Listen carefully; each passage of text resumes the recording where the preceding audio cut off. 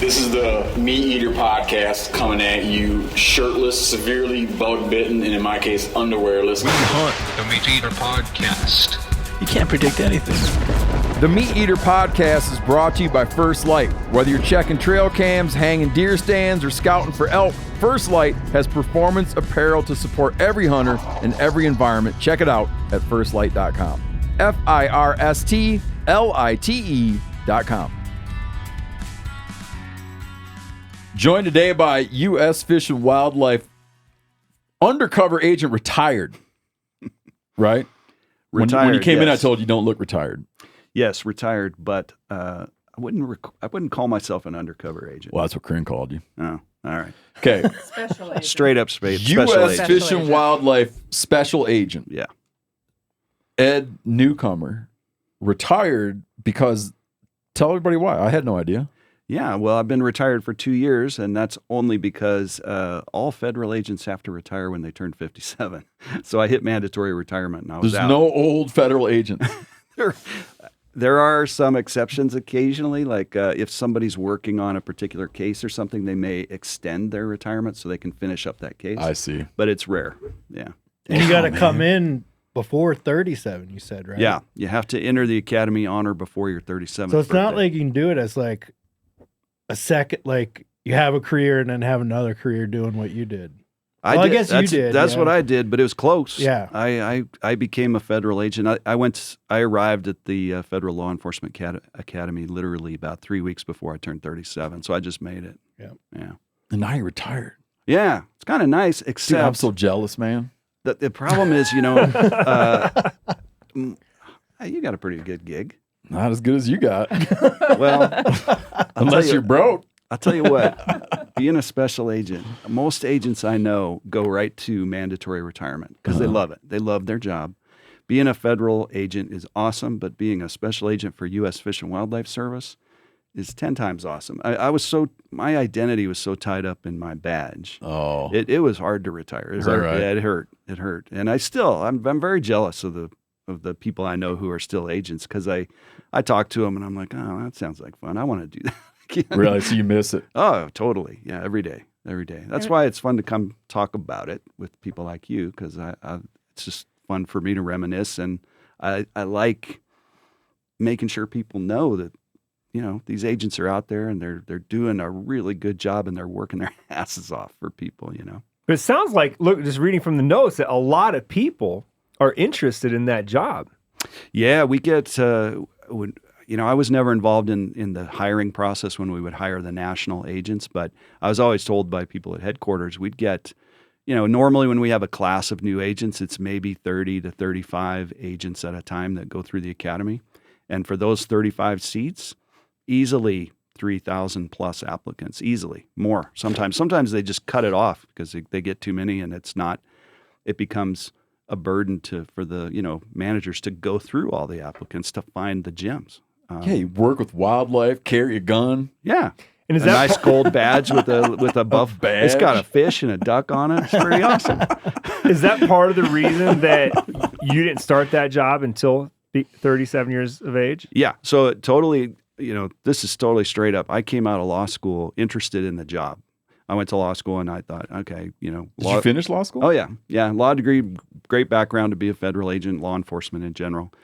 And I always thought, well, if I don't make it into the academy or I don't get hired by law enforcement, I got a job, right? You'll slum it as a Yeah, lawyer? I'll slum it as a lawyer.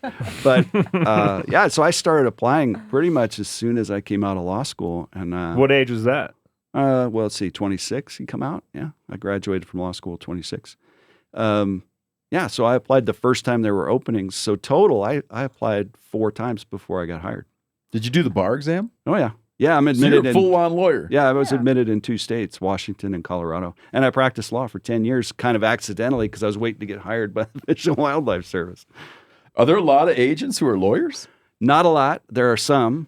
FBI hires a lot. But in the service, I'm not sure how many of us are lawyers, but there's quite a few. It probably helps you when you're working a case because you're probably able to analyze your evidence and analyze your case from a somewhat objective perspective of how things are going to look in court and what the arguments are going to be? Or am I making that up? No, that's 100% right.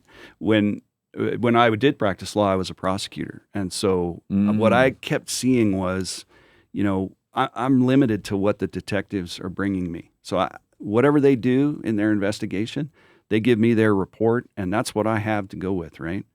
And every time I'd read an investigator's report, I'd be like, oh, man, that sounds like a lot of fun. And I bet I could have done that better than they did it.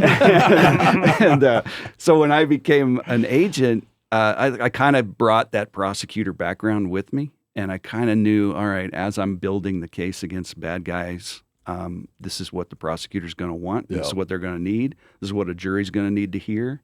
And this is how we're going to avoid losing on appeal. So it's very helpful to have a law degree, especially if you come from a kind of criminal justice background like I did. Did you have a wildlife background? No, and that's why it was hard for me to get noticed by the Fish and Wildlife Service. I finally, I reached out to this special agent in charge who was in charge of the West Coast, a guy named Dave McMullen, who was just an awesome U.S. Fish and Wildlife agent. And I said, hey, I'm really interested in this job. I can't get an interview. I can't even get a call back, right? And he was very nice, and he asked, send me your resume, let me see. Mm-hmm. He called me right back, and he said, yeah, Ed, I can tell you, the reason you're not getting interviewed is there's nothing on your resume that indicates that you have any interest in wildlife. And it's kind of an eye-opening. I don't know why I didn't think of it. I just assumed law degree was one of the educational qualifiers. I thought, that's going to get me in. So he gave me some great advice. Here I was an assistant attorney general in the state of Washington, but on weekends I was volunteering with the Washington Department of Fish and Wildlife game wardens and going out and doing whatever they wanted. To build your resume? Yeah. To do whatever they wanted me to do. You wanted the job. I did. What? These guys would have me out on the Puget Sound middle of winter pulling shrimp traps so they could check shrimp traps, and that's hard work to pull a shrimp trap by hand. I don't know if you were you've ever done volunteering. that. Yeah, I loved it. I couldn't wait to do it.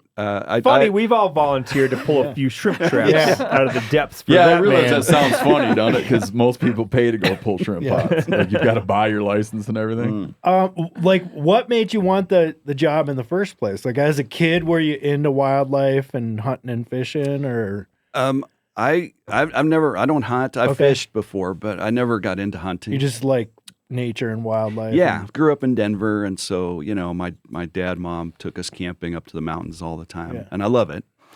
I mean, back in the day, the whole family's car would pull over if we saw a hawk on a fence post by the side of the road, so it's kind of ingrained in us. Not shooting at it.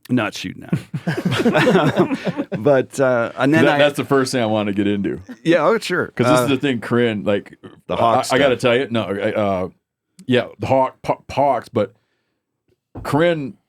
I hope other guests aren't listening. Corinne doesn't usually get excited about a guest. That's not true, Steve. Okay. Corinne has a baseline excitement for all guests. Okay. Corinne holds a baseline excitement for all guests, but she had a spike. A high spike for you coming on, inspired in part by her discovery of roller pigeons and the trouble that roller pigeon enthusiasts find themselves in. Yeah. And so I want to get into this just as a way to lay the groundwork for what exactly you spend your time on, Sure. So hence my joke about shooting hawks. Yeah, no worries. I'm getting ahead of us. I got it. But to answer your question, I was interested in law enforcement from a real young age. I had, I was one of these 5-year-olds that ran around thinking they were going to save the family if there was a home invasion, So, growing up in Denver, I'm thinking I'll be a Denver cop, someday. That's kind of what I figured. And then at some point in my life, I realized there was such a thing as a game warden. And I thought, well, cop for wildlife, that sounds pretty cool. I'll do that. That really interested me. And then it wasn't until I was in college that I just literally stumbled across a job announcement for U.S. Fish and Wildlife Special Agent. And when I saw that, it's like, oh, that's like the FBI for wildlife. That's what I want to do, right? You get the most jurisdiction, you have the most authority, you have the most opportunity to make a difference and do something good, So kind of where I led. And then did you spend your whole career in L.A.? Yeah, I did. And that's another funny story because this going back to this special agent in charge, Dave McMullen, when he was talking to me about applying and how to get interviewed, he said, "Look, Ed, you got to go to L.A." And I said, "L.A.? I don't want to go to L.A. I'm a Rocky Mountain boy. I want to work in the Rockies. I'm interested in, Rocky Mountain wildlife issues. That's where I want to work as a special agent." He said, "No, you got to go to L.A." He goes, "There's this little tiny firecracker of an agent down there, a woman named Marie Palladini. She's a lawyer. You'll get along great. And that's where the action is. That's where the wildlife trafficking is. That's where all the big cases are. You got to go to L.A." Because it's a big port city? Yeah, big port city and a big, urban center where there's just every kind of culture you can imagine there. So L.A., New York, Miami. If you want to be a special agent in the Fish and Wildlife Service and really learn about international wildlife trafficking and interstate trafficking, you got to go to one of these big port cities. L.A., New York, and where? Miami. Miami's another big one. Okay. That's why we need a prime time CSI type show. Hey, that's a I'm big all thing. in. It needs I'm to all happen. in. I can picture that. Yeah. Yeah. Right? So can I. I've pitched it before. Like a NCIS, but Fish and Wildlife. It'd be way better. Oh yeah, superheroes saving animals all over the world. Come on. Every episode they'd be making you rescue cats and dogs. Well, And I can dolphins. picture cute little kittens and stuff. Yeah. that's something else we should probably talk about, because a lot of people who initially apply for the service, they sometimes, not a lot, but some people think that it's going to be about rescuing animals. And I got to tell you, in 20 years of doing that job, I literally rescued an animal less than half a dozen times, because most of the time the animals you're dealing with they're done, right? Even if they're alive in the trade, they're not going back to the wild. Got it. And so what you're trying to do is stop the wildlife crime to protect future animals, not the ones you're dealing with right there. So, if you get upset about seeing dead animals or animals mistreated, and you can't translate that into, okay, I'm in law enforcement, I'm going to do something about this, and you're going to be emotionally crushed by that. This is not the job for you, because it's not about rescuing animals. Yeah. It's about rescuing species, but not animals. What's a case you worked that would help people up top here, that would help people kind of best understand the work you were doing? Yeah, and I'll give you that example, but let me just say that we have agents based all over the United States, right? And so where you're based is going to dictate pretty much what you're doing, right? Okay. So, for example, our agents here in Montana, before wolves were delisted, they worked a lot of wolf poaching cases. They still work grizzly bear cases to determine whether or not it's self-defense or not, or whether it's a straight-up poaching case. Got it. Agents in the Southeast work on different things than agents in the Northwest, right? Because there's different animals there. There's different species listed under the Endangered Species Act, or there's different animals trafficked. So the experiences between an agent based in Bozeman and an agent based in Los Angeles are huge. Got it. Right? And I have never done some of the stuff that the agents in Bozeman have done. I've always wanted to, but I've never done a grizzly bear poaching crime scene, because that doesn't happen in Los Angeles. Understood. Right? Yeah. So anyway, a typical, a typical case that I might have handled in LA involved trafficking of some wildlife, whether alive or dead, for commercial purposes. And so, early in my career, I worked on a lot of caviar trafficking cases involving Russians. There's a lot of Russians in LA, and they all trafficked in caviar. Not all of them, but the caviar traffickers were Russians. And then, I had an insect trafficking case. I had endangered fish trafficking case. So it's very variable. Is the caviar, when you're working a caviar case, is it caviar coming in or caviar going out? And does caviar coming in matter to you because it's someone else's problem? Yes. So okay. and that's actually a good point, because sometimes it's animals going out, and we saw a change in that over the years. When I first started in the early 2000s, we were dealing with mostly wildlife coming into the United States. Okay. So things like beluga caviar out of the former Russian republics, right? So poached there. Yep, exactly. And listed under the U.S. Endangered Species Act, so it makes it illegal to import or export. I got you. Yeah. That makes sense. Yeah. Right. So that's how we would get involved. And And the United States is kind of unique because we do have the Endangered Species Act, which lists animals for protection that don't live here. And not all countries are like that. We have taken an interest in helping to preserve the world's, important wildlife. Tigers, for example, right? We don't have tigers here in the wild, but they're listed as endangered under our law. So it's illegal for someone to kill one or move it around. That's never occurred to me. I had no idea. Yeah, it's kind of neat, isn't it? Yeah. Yeah. I never thought about that before. We list Exactly. a fish in Russia. Exactly. Yeah. And so, the idea is, we want the entire world's environment to be there for everyone. When I worked in Africa as an agent, a lot of times Africans would push back on me that Americans are too pushy about conservation. And I used to tell them, I'd say to the whole room, I'd say, how many people have been to the U.S.? Very few people would raise their hand. How many people want to come to the U.S.? Everybody raised their hand. And I'd say, well, if you come to the U.S., would you like to see bison? Would you like to see a bald eagle in the wild? Would you like to see a bear? Everybody raises their hand, right?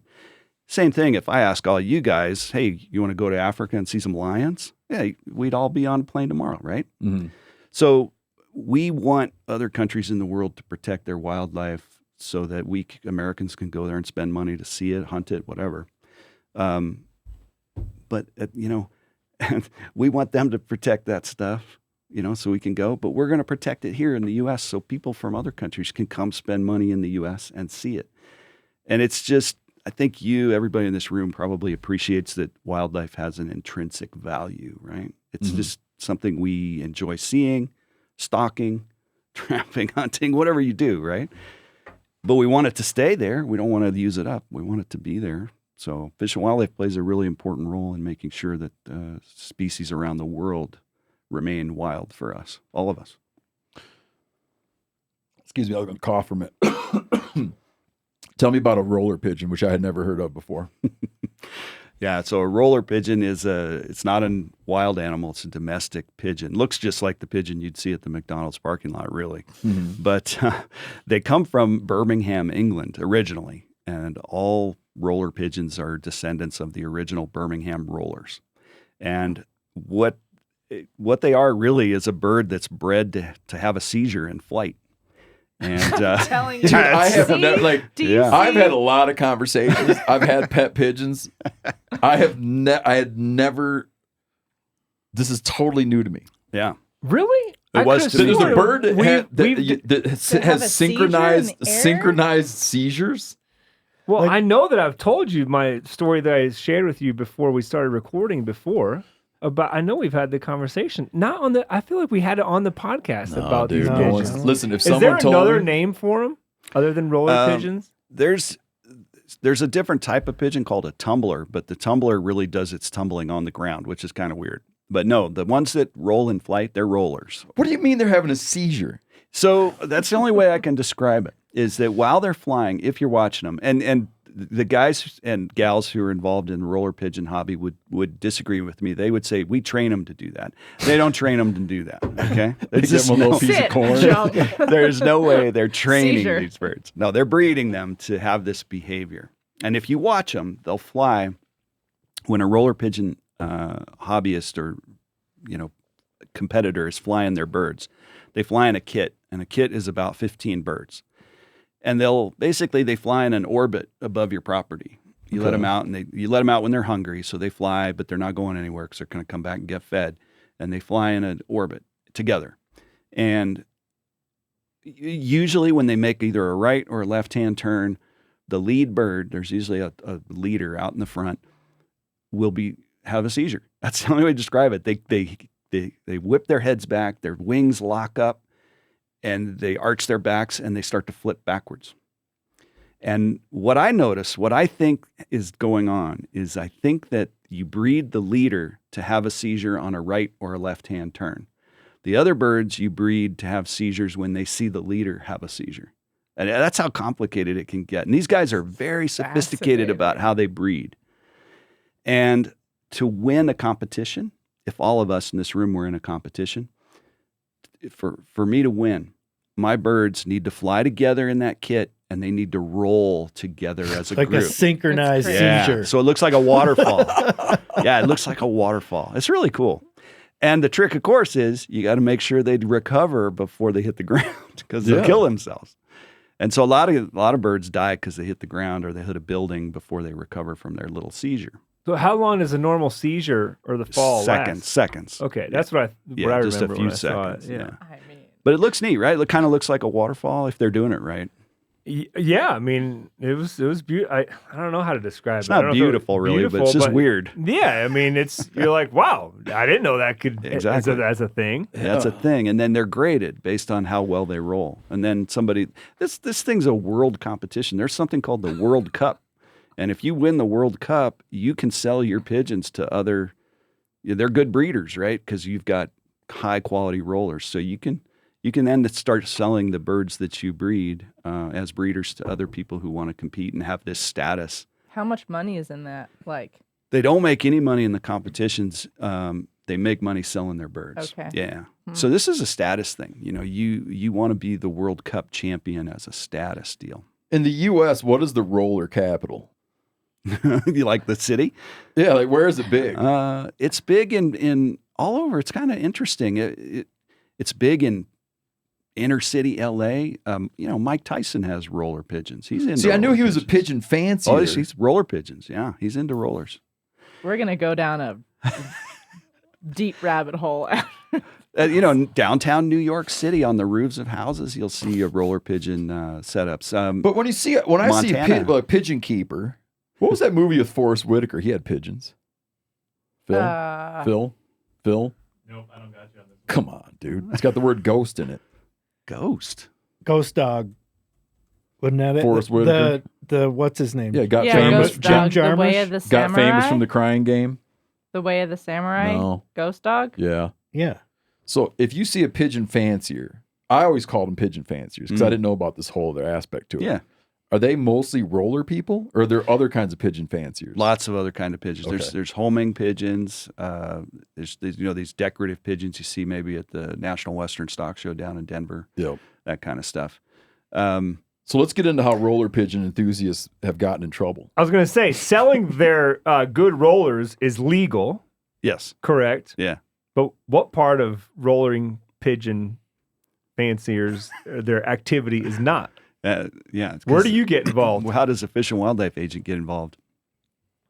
So, as you can imagine, when a pigeon has a seizure in mid-flight, especially a whole flock of them, every raptor within a mile or two is going to make a beeline for that little They like that. flock. Oh yeah, right. Yeah, it's like the deer that's got the limp, right? It's going to draw all the predators right to it.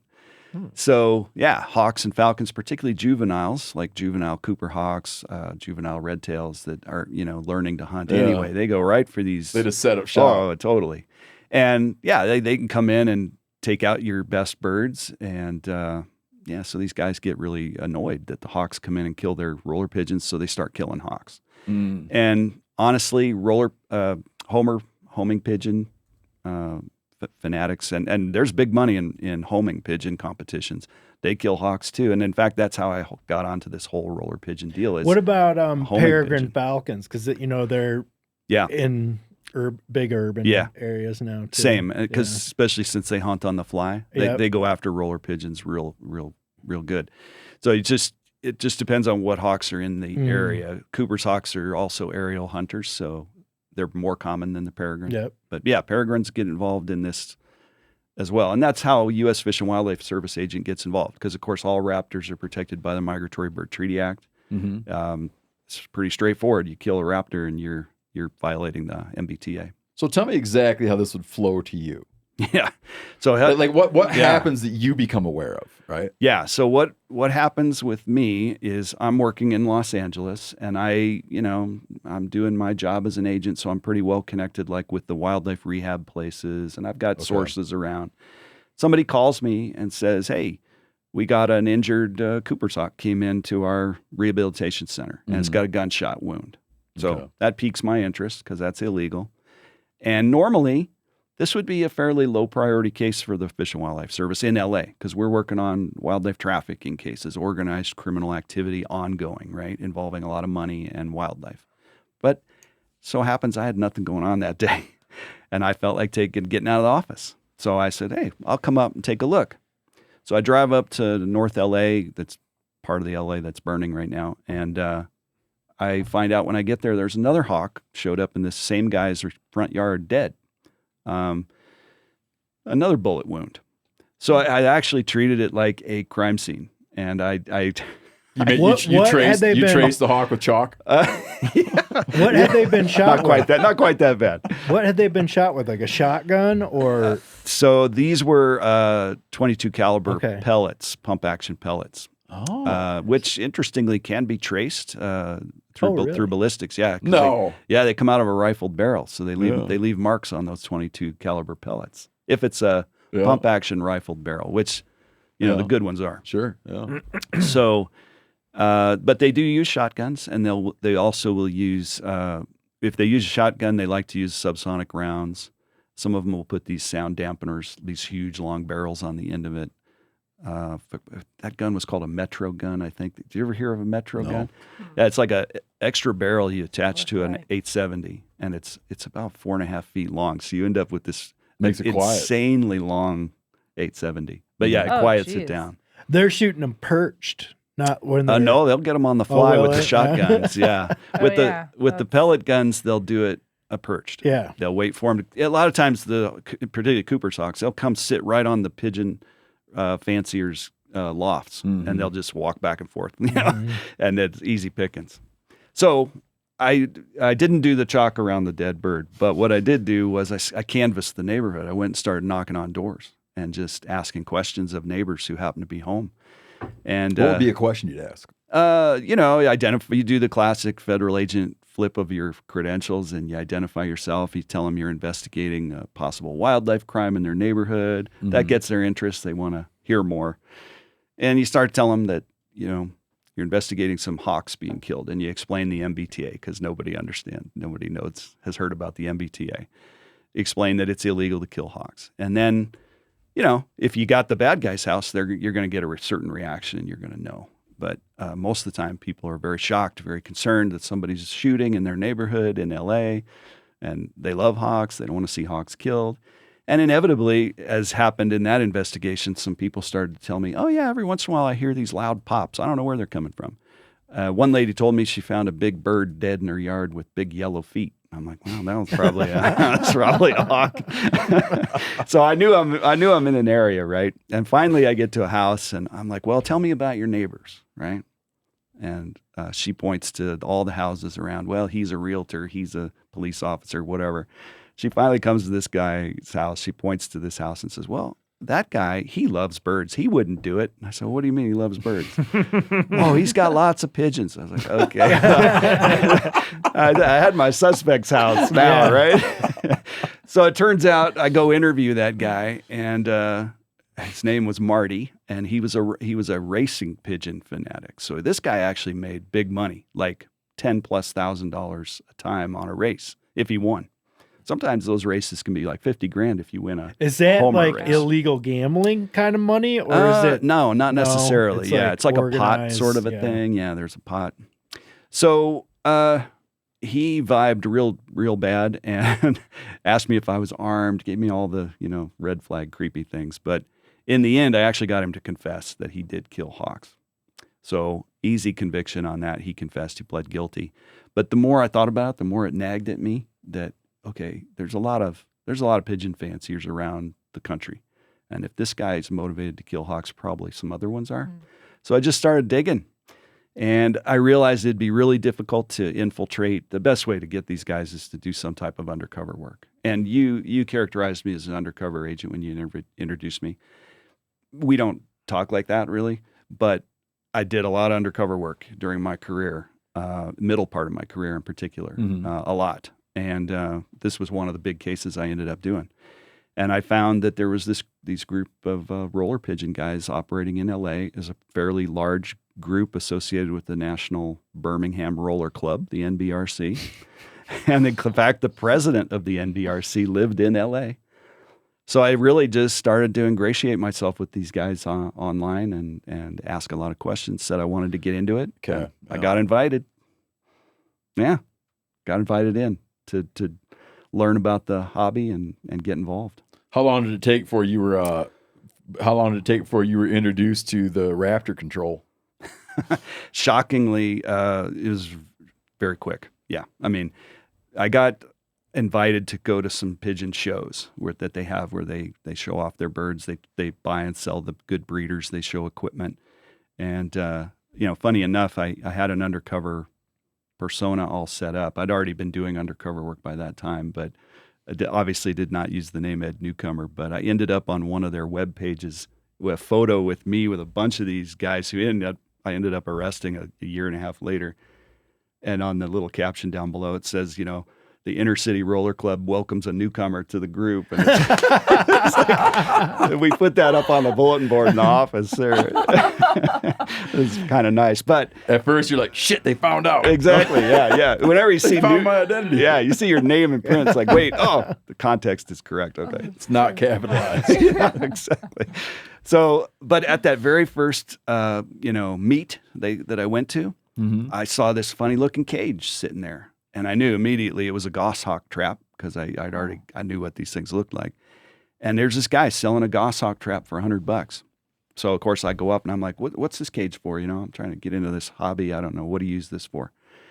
And yeah, he didn't miss a beat. He says, oh, that's for catching hawks, but don't tell anybody because it's illegal. Mm-hmm. And I'm like, could you say that into my lapel mic? It would be nice. So, and that went on. Once that kind of opened up, then once one of the guys on the inside has made a statement to me about a hawk trap being present on the property and what it's for, it gave me an excuse to talk to everybody about, hey, I saw that weird cage. What's this deal with hawks, dude? Is this something I need to be worried about where I live? The floodgates just open immediately. And everybody was talking about it. I went back. My boss actually wasn't too excited about me, that little firecracker of a lawyer that I ended up working for down in L.A. That Dave McMullen told me I needed to work with. She wasn't excited about this case. She's like, these migratory birds, this is low priority. We need to work on trafficking cases. And I said, no, just let me go do one of these meets on the weekend. Let's see what happens. I came back and showed her that undercover video where everybody was talking about killing hawks. And I pointed out to her that, look, there's 250 people in L.A. who are members of the NBRC. The president's here. There are people all over the country that are members of the NBRC. And I didn't meet a single person at this meet who didn't admit they were killing hawks. And she's like, well, shit, we got to work this case then, And then we were off and running. It was a year and a half I spent every weekend at a pigeon event. At that point, like, what's the goal? Yeah, that's what. Because it seems like for me or them. For you, because it seems to me like it'd be easy. Like you got the one guy to confess, but that's not really helping the bigger picture. Exactly. And so, how do you work that into being like, if we do this, it's going to make a difference? Yeah, like did you need a dead raptor to tie to an individual like over and over and over again, or? Yes, that's ideal. Yeah. Is the quintessential body. It's a murder case, right? Yep. It's a hawk murder case, so you want that body.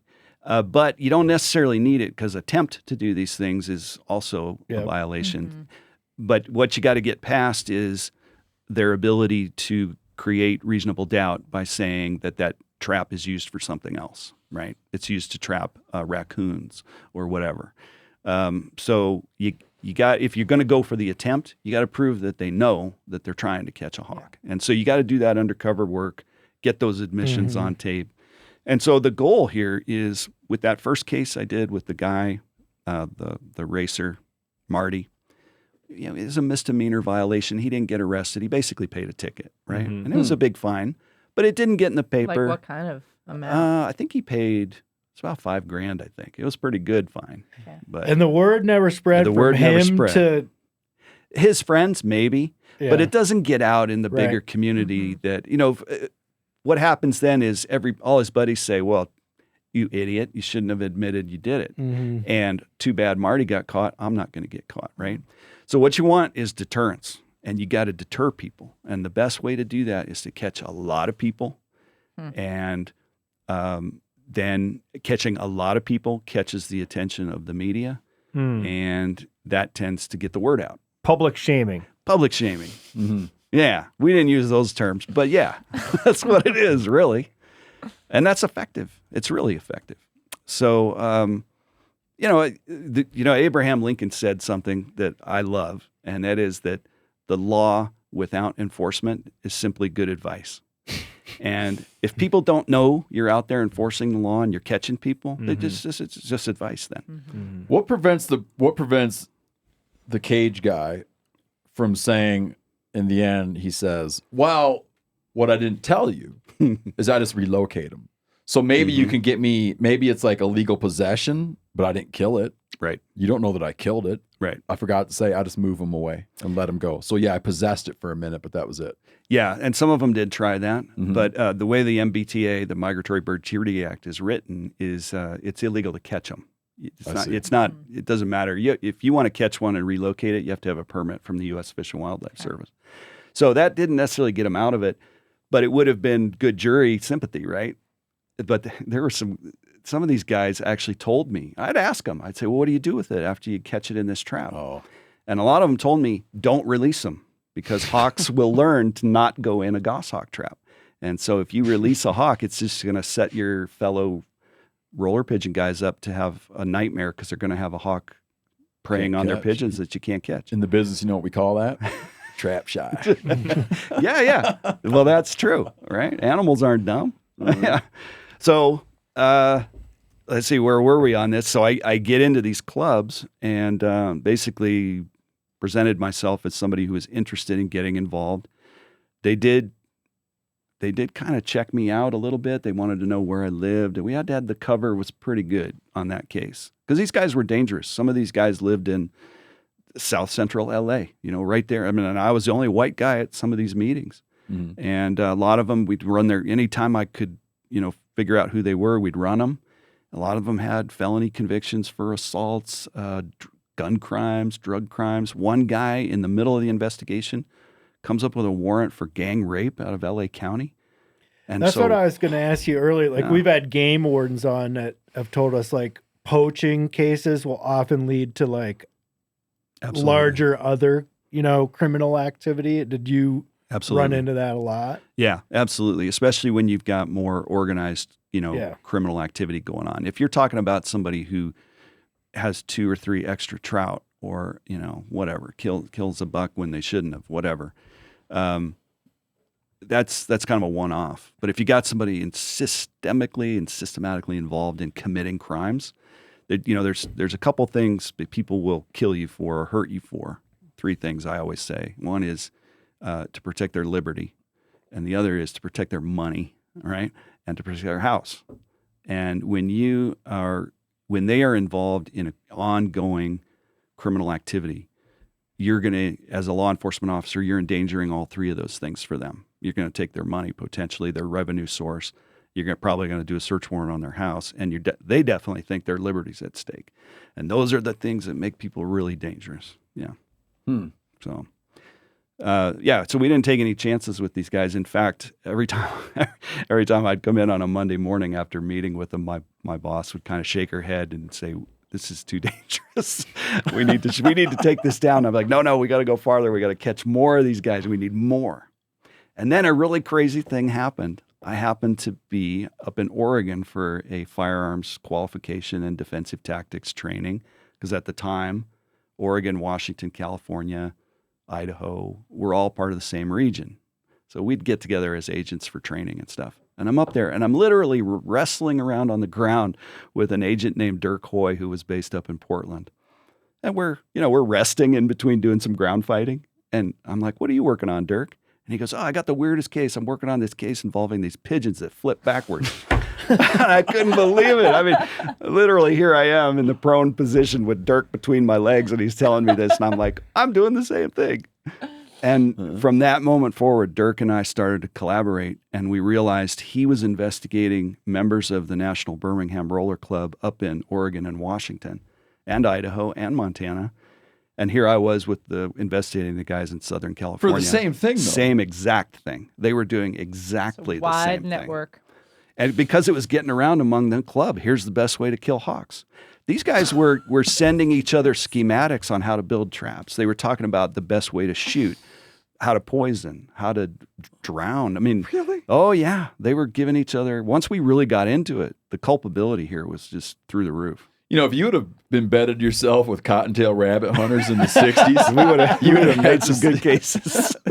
No, 60s would have been too early, right? Well, MBTA was around then. Okay. Yeah. You'd have had a very similar experience, I think. Yeah. It's true with so people who raise pheasants, for hunting clubs, they'll do it too because hawks will hit the pheasants. So yeah, it's a temptation. Oh, I'm sure there's some chicken people that have hobby farms with chickens. Totally. I mean, they're a threat to our chickens. Totally. My wife's not into that, but she's, she doesn't like when a hawk's flying above. Of course. You know who are some of the worst offenders are guys who are involved in cockfighting. Because they're killing predators? Oh, yeah. That cock can't hold his own against Nope, because they don't have their little, that little knife. He doesn't wear his blade around all day long. He doesn't wear his blade. So, then you got a double whammy because that's a state violation to be involved in cockfighting, and then you've got them killing hawks. But that's a hard case to make. So when you tell me how this how does this wrap up? Like how do you bring it to a close? Well, the cool thing was Dirk and I agreed immediately what the strategy was. We got to get as many people as possible. He was having peregrines get killed up in Portland, so it was a little higher priority. Yep. So what we decided was, there's too many people to get all of them. So what we did is we focused on club leaders, people who were setting the example. Anybody who was a president of a local club, we targeted the president of the National Birmingham Roller Club, who was one of the worst killers of them all. And we decided, all right, once we have good evidence on all this, our target group, each of us have a target group, we'll do our takedowns at exactly the same time. We'll coordinate everything. We'll do our search warrants. We're going to arrest everybody, and we'll do it all on the same day. And then the word doesn't get out, evidence doesn't disappear, and then we can try to get the media's attention in order to deter people. Neither Dirk or I were interested in having our names in the paper. We wanted the roller pigeon community to know that they had been infiltrated and that everything they had said and done had been recorded, and that they were going to look real bad. So they needed to clean up their act. So that's how it played out. About 14 months after I started, we did our takedown. There was a Montana game warden that got implicated in the whole damn thing, which was very depressing for both Dirk and I, but also we really wanted to get that person because, that's a bad image to have a wildlife law enforcement officer involved. He didn't end up getting charged because Dirk couldn't prove that he actually killed a hawk. But we had an agent here, I think it was Bozeman, might have been Missoula, I can't remember. But we had one of our agents here go interview him. And the minute the agent came in and rolled the gold and said, "Hey, I'm here to talk to you about hawks," the guy said, he literally said, "I want my union rep." And the very next day he retired.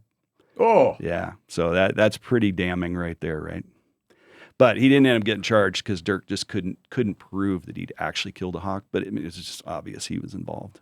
In fact, one of the guys I arrested in L.A., we had him in handcuffs in the back of the car, and the first thing he said was, "Do you know?" And he named the Montana State Game Warden.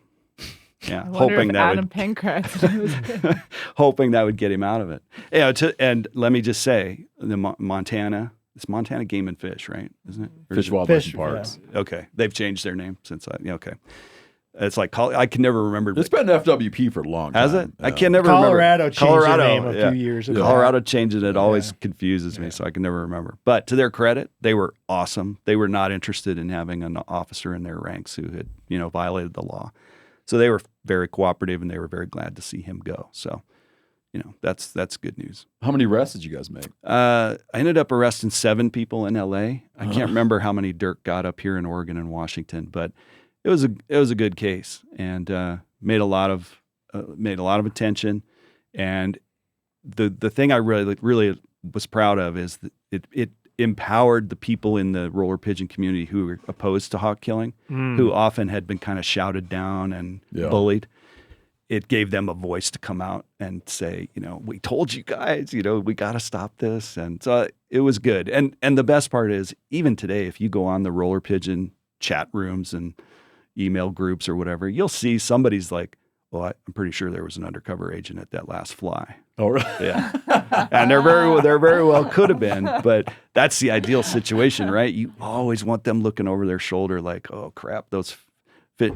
I arrested this guy early in my career who was a Japanese national, and he used to refer to us as the fish and wild guys. And I always, because he couldn't, for some reason, he couldn't pronounce fish and wildlife. So he'd say, oh, those fish and wild guys. They're always out there. And I just want people to know that, you know, if you end up committing a federal wildlife law and a fish and wildlife agent gets on you, you're cooked. I mean, every agent I know is so tenacious and so committed to their job. It is true what they say about federal agents. Once they're on you and they have evidence that you did something, they're not giving up. They'll get you. It's just a matter of time. How do you create the distinction between, like, when does someone violating a state's law become federal? Yeah, like, that's a great question. If it becomes if it becomes a Lacey Act, does that involve you then? Yes. A Lacey Act violation? Yes, it can. So the best way to explain that is if you think about the FBI's relationship to the Montana Bozeman police, right? If a car gets stolen here in town, that's a state issue, right? Yeah. Local police are going to handle that. If that car crosses the state line into Wyoming, now that's a federal offense. The FBI can get involved. And the reason for that is the jurisdiction of the Montana law enforcement ends at the border. So it becomes difficult for them to conduct investigations outside the state. For the feds, that's not an issue. I never cared about a state line. That never crossed my mind, right? Mm-hmm. So if something crosses state lines, it often triggers a federal law that makes that a federal offense, allowing the FBI or Fish and Wildlife or Secret Service or whomever to get involved. And a lot of times it's done at the request of the state. So we in LA often got calls from Montana, Colorado, Wyoming, from game wardens that said, hey, this LA guy came in and killed a big elk out here illegally. And can you help? Yeah, heck yeah, we can. If he killed an elk illegally in Montana and he drove the meat, any part of it, antler, meat, hide, whatever, back to L.A., that's a Lacey Act violation, which makes it a federal offense. So then you can assist in the investigation. Yeah. So we bring the resources of the federal government to help the state. That's really what the Lacey Act's all about. Even though it's not like we're stealing the case from the state. Yeah. A lot of times what I would do as an agent. That's how it happens in the movies. That's how it happens in the movies. And we're taking this one over, in Perkins. And that makes my skin crawl. That makes my skin crawl because it's really not the way it works out in the field. Honestly, what I would normally do if I had that situation is I would get with the Montana warden and I'd say, all right, we got him on the Lacey. What do you need? Here's my report. Here's all the evidence. What do you need to make your state case? And then we would say, who's going to get the best punch out of this, right? Who's going to get the best penalty? And sometimes it's the state. Sometimes in many cases, the states have much harsher penalties for wildlife crimes than the feds do. Well, it's interesting to hear you say that because we often cover this sort of stuff and it never fails 9 out of 10 times. At the end of the discussion, we go, some bitch only got $300 and lost his license for like a year. Right. Like, that's barely a slap on the wrist. Yeah. Are you guys automatically taken over if it's federally managed, like waterfowl, for instance, or? Yeah, we can, right? If it's a federally managed animal, we can take it over, as you say. But like especially with waterfowl, we generally, even though we have primary jurisdiction over waterfowl, all migratory birds, doves too, we don't, bust in on that because the U.S. Fish and Wildlife Service, we're all special agents. We're plainclothes investigators. We don't have a patrol function. Right. I drive an unmarked car. I don't have a dispatcher telling me where to go. So uniformed game wardens are ideally suited to enforce waterfowl hunting, dove hunting. Yeah, so we don't I interfere wasn't with talking that. about just like someone going over the limit but if it's like a larger scale thing. Yeah. Again, we would, if a state's got an investigation going, we would join them versus taking it over from them. Yeah, we don't do that.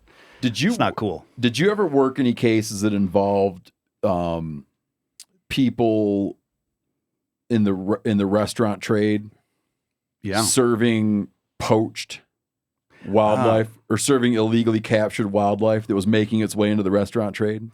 Yeah, I didn't in particular, but there are some cases that's come up.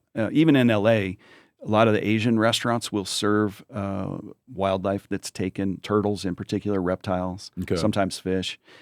So we got involved in some of that. But, that reminds me, I told you earlier that, early in my career, what we dealt with was a lot of wildlife coming into the United States, right? About halfway through, maybe around between 2005 and 2010, we started to see more and more native wildlife leaving the United States. And that, as China and Vietnam, became richer, the emerging economies, you had all these people there who had money to spend.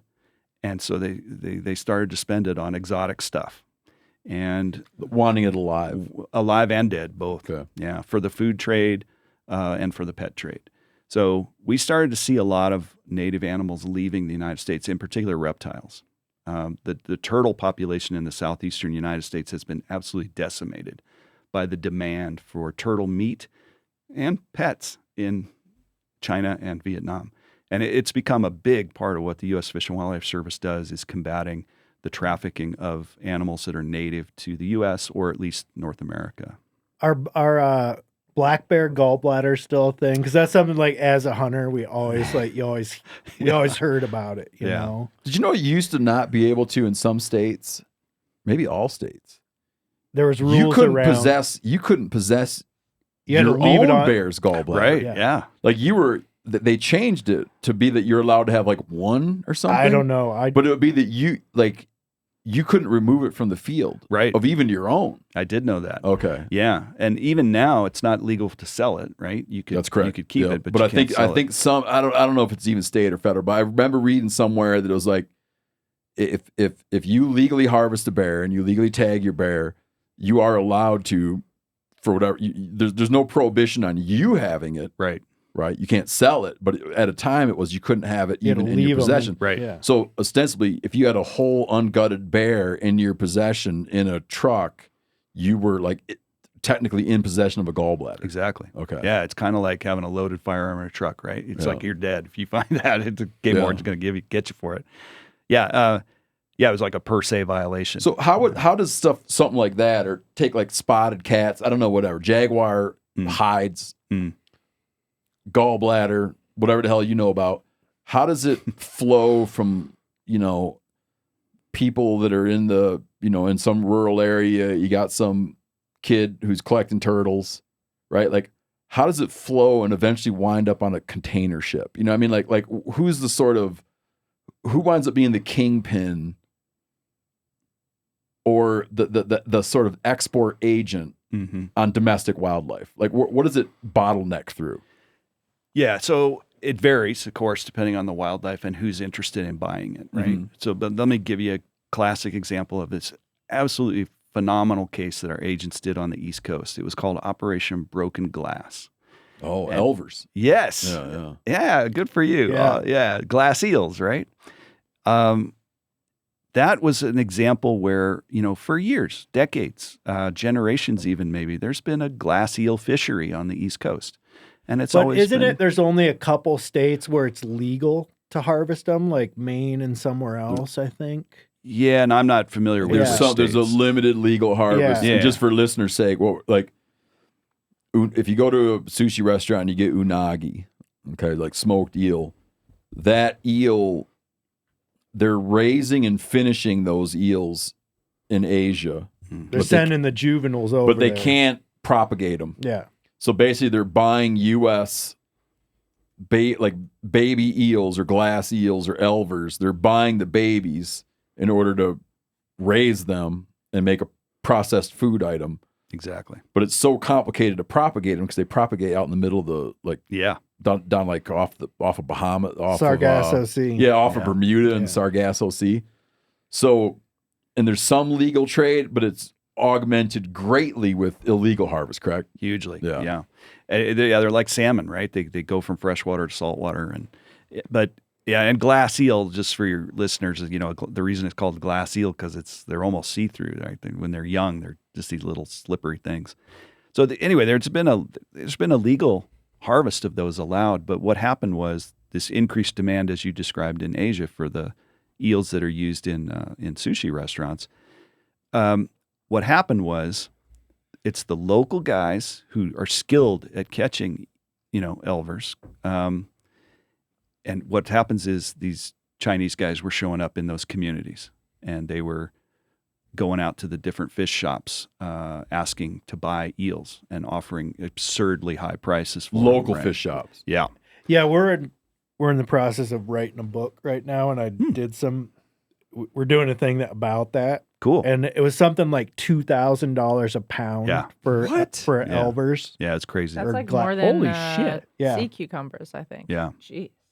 Well, you know, sea cucumbers is another good example we could talk about. But basically, they, you know, in answer to your question, what happens is They put the word out. Yeah, somebody from the end consumer seller shows up in that community and offers that high price, and then corrupts the local guys who know how to do it. And that's true around the world.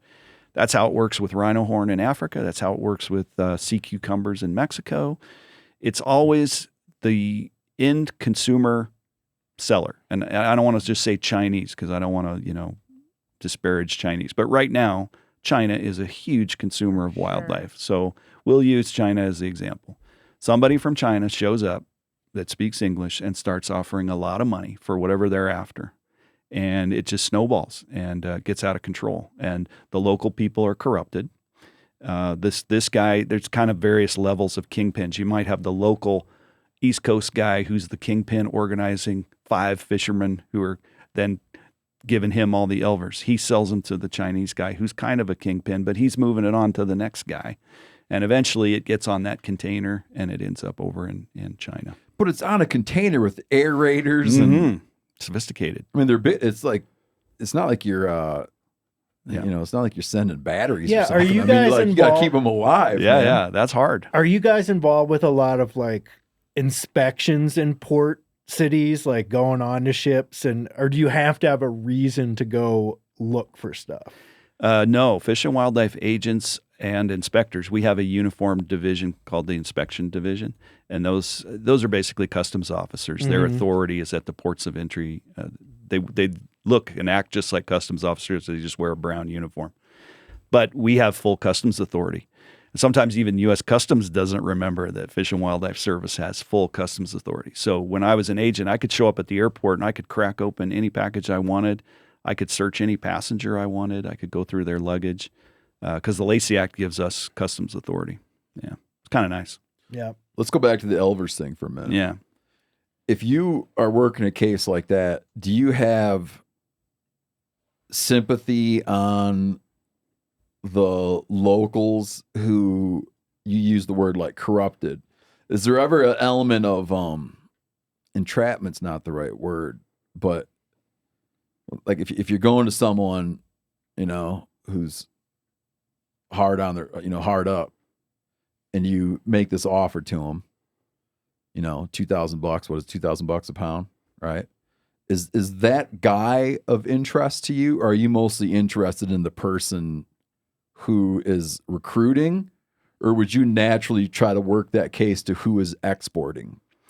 I think every Fish and Wildlife Special Agent who knew what they were doing would focus more on the drivers, right? Okay. So they're going to try to get up as high in this chain of bad guys as you can. But it doesn't mean you ignore the other bad guys, right? Mhm. I always, you know, there's this obsession sometimes with only getting the kingpin. Well, I'll tell you what, it can take years to get a kingpin. And while you're working on it, a lot of crime's occurring, right? Oh, And so there's absolutely no excuse for not getting the lower level people too. In part because they can often become great informants, right? You catch those people at the lower level, they don't want to go to jail and they want to minimize their penalty. They'll often cooperate in exchange for a lower sentence. So you focus on the whole picture, right? But of course, if you were to only catch the local guys who are fishing for the elvers, you're not doing your job because the bad guys that are buying them are just going to find other people to do it. So, you want to focus as high as you can because you want to kill it. You want to kill the trade, or you want to kill the illegal trade. That's the goal. And you're not going to do that by focusing on just the kingpin or just the catchers. You got to get them all. Yeah. As many as you can anyway. Did you work a case? I think Corinne was saying, did you work a butterfly case? Yeah. Yeah, it's like the first kind of case I did that was kind of bigger on my own. And it's just coincidence that I got assigned to it. But there was this Japanese national named Yoshi Kojima who was kind of notorious for trafficking in endangered butterflies. For what purpose? Decorations? Decorations. Why is that funny, Corinne? No, everybody it's just the drama of, You're just writing the script in your head. Yes, For the sheer show. I'm just picturing every episode of this like new Undercover. It's like not the about butterfly drugs. collector is actually the head of the triad. It's not. Yep. It's not about drugs. It's about all this other stuff and the weird, interesting kind of interests of decoration or food or whatever. I haven't really watched any serial shows since Dukes of Hazzard, but the way it works in Dukes of Hazzard is every episode, a new bad guy comes to town. Yeah. I mean, like, right. So every episode is like a new critter. I mean, this is like I thought an Boss NBC Hogg was the bad guy. No, you had there was CBS always primetime tension. show waiting There's to happen. always tension between Roscoe P. Coltrane and who is the Cletus, right? And then Bo and Luke, and who drove the tow truck? I don't. Cooter. Where'd Boss Hogg fall into this? There's always the tension. And Boss Hogg, every episode, a new bad guys, usually a pair of bad guys, comes into town, and they like align with Boss Hogg, often double crossing him. They're vanquished in the end by Bo and Luke. Something will get blown up by dynamite on an arrow, and then like a week later, like a new bad guy emerges. And for this show, like every episode is. I hate to There's tell the you butterfly this. episode. I hate to tell you this, but Cooter was probably a bad elver poacher. I'm pretty sure he was. Either that or hawks. He was killing hawks, one or the other. I'm sure he was. Well, Bo and Luke were convicted moonshiners. There you go. So they were troublemakers anyways. One crime leads to another. Mhm. Yeah, probably poachers too. So off that subject, and off subject of how good of a TV show this is going to wind up being, So yeah. butterfly decorations. Yeah, They're displayed in a glass case. sometimes. Yeah, a lot of you'll see them a lot in frames on people's walls. Start paying attention. Even in TV shows, you'll see them in the background in frames on walls with their wings spread. Yeah, like needled all Are you ever out watching and the show whole and be like, thing. Oh yeah. You're not supposed to have that one. Well, no, I haven't seen that. There's tons that are legal, right? Like the set Ones that are designer legal. kind of made a Yeah. mistake. Well, the monarch might get listed. Yeah, right. Exactly.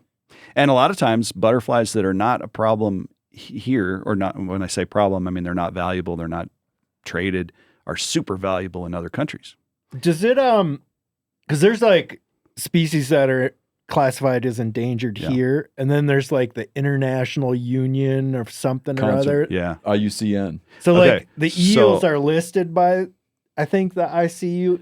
I'm glad you brought this up And then they're not here. because, International Union of the IUCN. yeah, I forget what the C stands for, but it's Look that up, Corinne. concert. Anyway, so in terms of the law and law enforcement and crimes, the IUCN means nothing. Okay. Yeah, The International Union They're for just like, Conservation of Nature. That's we right. think these species. exactly. Yeah. And it's not to say that their science isn't legit Yeah. and that it should be, but from a special agent's perspective, we care about two things. One is it listed as endangered or threatened under the U.S. Yeah. Endangered Species Act? Because that's the law that has criminal penalties. Yep. The second thing we care about is whether or not it is listed under either Appendix 1 or 2 of the Convention on International Trade in Endangered Species. That's CITES. Yep. And the reason we care about that is because CITES is it is incorporated into the ESA. So the Endangered Species Act allows us to enforce the CITES provisions. So it becomes a violation of the Endangered Species Act to import or export an animal in violation of CITES. So CITES and the ESA are what special agents are looking at. And a lot of butterflies, there are a number of butterflies listed as endangered under the U.S. Endangered Species Act. So obviously we care about that. But then there's a whole ton of butterflies that are listed as either Appendix 1 or 2 under CITES. And so we also care about that. So you can be, you can. You can be on CITES, but not be endangered. Yes. For instance, bobcats, IUCN has them as a species of least concern. They're in some states they're a non-game animal. In some states they're listed as a fur bearer, but they still are CITES. Right. Right, because they resemble. Yes. I guess the logic of it, which probably doesn't matter to you guys, but the logic of it is it's a spotted cat. Right. And so in trying to track all these endangered spotted cats around the world, you need to pay attention to bobcats so that you don't have spotted cats that aren't bobcats moving as bobcats. Right. Or I could be screwing that up, but something like that, right? Yeah. And with CITES, remember, it's an international agreement, right? So say if Canada wants to put bobcats on as a CITES Appendix 2, and they get enough support among the CITES membership, and it's voted that bobcats become a CITES 2, the U.S. is obligated to enforce that law. I see. Yeah. So even though we wouldn't have put them on CITES, if Canada wants to or Mexico wants to put them on and they get the votes, then we're obligated to enforce that. And that becomes your responsibility in the field. Exactly. Yeah. So we're always looking. Anytime we realize an animal involved in something is a CITES animal or listed as threatened or endangered, it piques our interest because there's probably some illegal activity afoot. Yeah. I want you to tell the full butterfly story, but I want to tell you a funny. You sure? Yeah. Well, how much ever you'd like to share. A funny anecdote is when years ago we were doing some work in Guyana and had these two river turtles. And they have their native words for them. But I remember there's one turtle that even the tribe we were with, in explaining the turtle, they would be like, there's the meat turtle and there's the CITES turtle. And I couldn't figure out, it took me days to figure out what they were saying. And I'm like, oh my God, he's talking about the CITES tree. Yeah. The CITES tree. Because they used to traffic in those turtles, Right. They would sell those turtles and they knew them like, the damn CITES turtle. Yeah, the one you touch, the one you don't touch, exactly. right? Yeah. Yeah, and most countries don't have anything like the Endangered Species Act, so they rely only on what's listed in CITES. Great Britain, for example, they have their own Wildlife Act, but when it comes to international species, they're only enforcing CITES, Okay. So, yeah. Butterflies, yeah. So I was a pretty new agent, and we got a tip that this guy, Yoshi Kojima, was coming to the International Bug Fair at the LA Museum of Natural History, which, go ahead and laugh, but there is such a thing as the Bug Fair. It's actually the largest event that the Museum of Natural History hosts every year in LA. They get about 10,000 visitors a day. And it's everything. It's kids running around who are interested in, scorpions. And then there are these serious collectors that go, and they sell high-end butterflies to each other, basically. But some of these things, the most endangered bird-wing butterfly could go for $10,000 for a male-female pair. Easy. Alive. No, dead. Yeah, they're not really valuable alive. People want them displayed, pinned in a frame or in a display box. So again, it's a status thing. A friend of mine describes it as kind of like the obsessive baseball card collector, like somebody who would spend $10,000 for an obscure baseball player, art or something. Or art. Yeah. I have another friend who talks about it like it's, if you steal a Van Gogh, what do you do with it? Where do you display your stolen? You spend the rest of your life Van Gogh, saying to your buddies, "See that?" Exactly. Yeah. He always. You're really good room. buddies. Yeah, he described it as you have a secret room in your house with a secret door, and when certain people come over, you open the door and you're like, "My Van Gogh," right? I mean, what's the point? Yeah. But that's kind of the driver for these things, and they're beautiful. They're cool. But anyway, Yoshi Kojima had already been on our radar screen. This agent named John Mendoza in California had tracked him for years and believed he was going into Death Valley National Park and the Grand Canyon National Park and poaching butterflies and then selling them overseas. Himself, yeah. So John had been doing a lot of surveillance, trying to catch Kojima in the act. But as you can imagine, doing surveillance in Death Valley, it's not easy because you're going to get seen, right? And eventually, to John's chagrin, justified chagrin, he was ordered by his chain of command to close the investigation. And I loved it.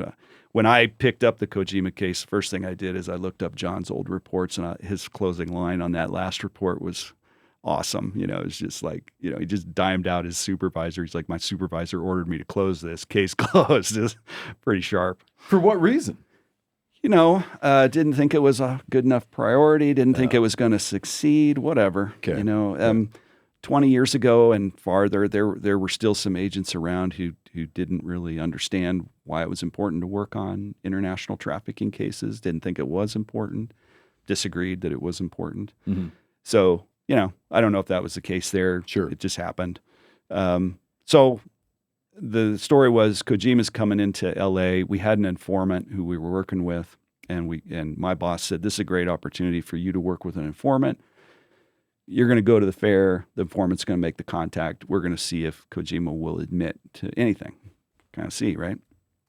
So I thought, shit, my job's just to get the guy wired up and supervise, make sure nothing bad happens. So I meet with the informant the night before. We show him how to work the equipment. He goes to the fair the next day, and for whatever reason, Yoshi Kojima Can you real tell quick? him. Yeah. Who the hell's the informant? Informant is somebody else involved in the insect trade. Yeah, I'm not going to name him, but Who's already been caught, or they're like no, he was kind of irritated that Kojima was undercutting all his prices. Like, yeah, and that happens a lot. So you keep certain informants involved in in your orbit. Okay. Yeah, Okay. yeah. I mean, to be a good agent, you really have to people make on the ground contact still. with people in the trade, Yeah. right? And you have to develop trust with them and try to get them to help you, because animals can't tell you what's going on. They can't call you. No wolf or grizzly bear or California condor is going to call you and say, guys are shooting me. So, you get to know a lot of different people. And the motivations are varied. Sometimes you'll arrest somebody and then they're like, well, I'm not going to go down for this by myself. I'm going to be an informant for you and get a better sentence. Other times it's people who are trying to do things legit and they're getting undercut by people like Kojima and they're pissed off. Mm-hmm. So they're going to turn.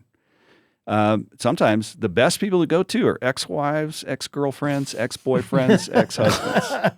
I'm telling you, you're investigating somebody and you find out they're divorced, the first person you talk to is their ex. Definitely. They will give you fantastic information about what's going on. So good. Oh yeah, I've had so many wives give me permission to search their husband's garage or whatever because they're just tired of the reptile smell out in the garage. Yeah. It's happened more than once. So, thinking about my own wife. I was right just now. gonna say. I mean, one time, She's like, please go look in the garage. Something's out there. That literally happened. We showed up at a house in San Diego and knocked on the door, and the wife answered, and we identified ourselves, and she said, "What's he done now?"